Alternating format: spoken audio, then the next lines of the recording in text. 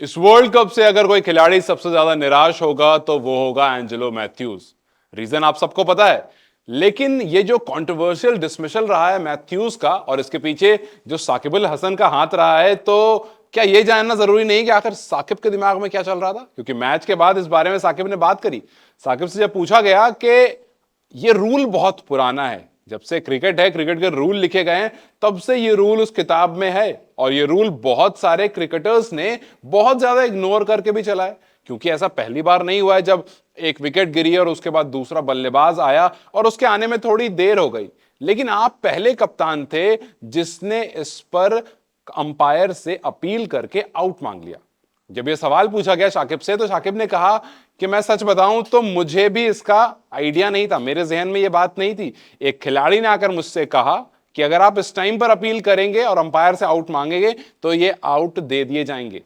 लेकिन साकिब ने उस खिलाड़ी का नाम नहीं बताया, सिर्फ इतना कहा कि एक खिलाड़ी था, वो मेरे पास आया, उसने कहा कि अब अगर अभी अपील कर देंगे तो 2 मिनट से कम रहा होगा। 2 मिनट क्योंकि वो आईसीसी का रूल है, और अगर आप एमसीसी के देखें तो वो 3 मिनट है। खैर उसकी बात अभी नहीं करेंगे क्योंकि हम आईसीसी की बात कर रहे हैं। तो आईसीसी के रूल के मुताबिक 2 मिनट के पहले पहले एक डिसमिसल होने के बाद एक दूसरा जो खिलाड़ी है वो अपना स्टांस ले लेना चाहिए, मतलब बॉल फेस करने के लिए तैयार रहना चाहिए, ये रूल कहता है।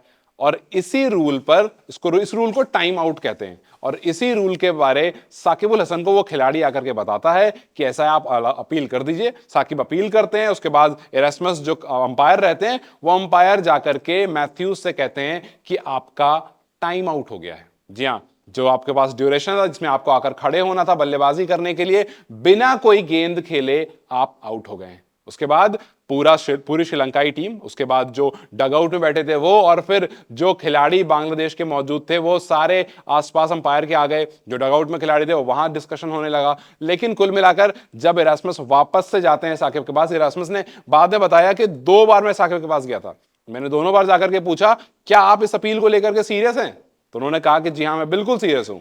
और साकिब से जब बाद में पूछा गया, उन्होंने कहा कि बिल्कुल रूल इसीलिए बनाए और रूल के हिसाब से मैंने अपील करी, और अपील के बाद अंपायर मेरे पास आए, उन्होंने पूछा क्या आप इस अपील को लेकर के सीरियस हैं? उन्होंने कहा जी हाँ मैं बिल्कुल सीरियस हूं, आप इस पर एक्शन लीजिए। और फिर एक्शन ले लिया गया। एक्शन ये लिया गया कि मैथ्यूज को बाहर भेज दिया गया।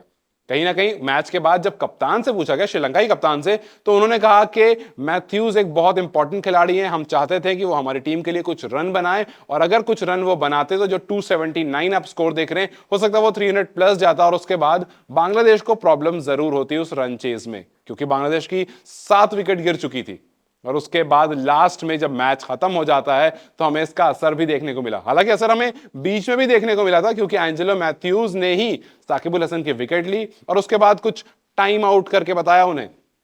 जब टाइम आउट करके बता दिया तो उसके बाद वो चले गए। लेकिन मैच के बाद जब पहली बार वर्ल्ड कप में श्रीलंका को बांग्लादेश ने हरा दिया, उसके बाद जो एक फॉर्मेलिटी होती है ना कि दोनों टीम आकर के एक दूसरे का हाथ मिलाती है, वहां पर श्रीलंकाई टीम ने मना कर दिया कि हम इस टीम से हैंडशेक नहीं करेंगे, क्योंकि कहीं ना कहीं स्पिरिट ऑफ द क्रिकेट की बात आ गई थी। तो ये तो साकिब अल हसन का एंगल था। आपको क्या लगता है, क्या साकिब अल हसन ने सही करा या आपको साकिब अल हसन का एंगल सही लगता है? अपनी राय हमें कमेंट सेक्शन में जरूर बताएं। इस वीडियो को लाइक और शेयर जरूर करें और जाते जाते चैनल को सब्सक्राइब करते जाएं।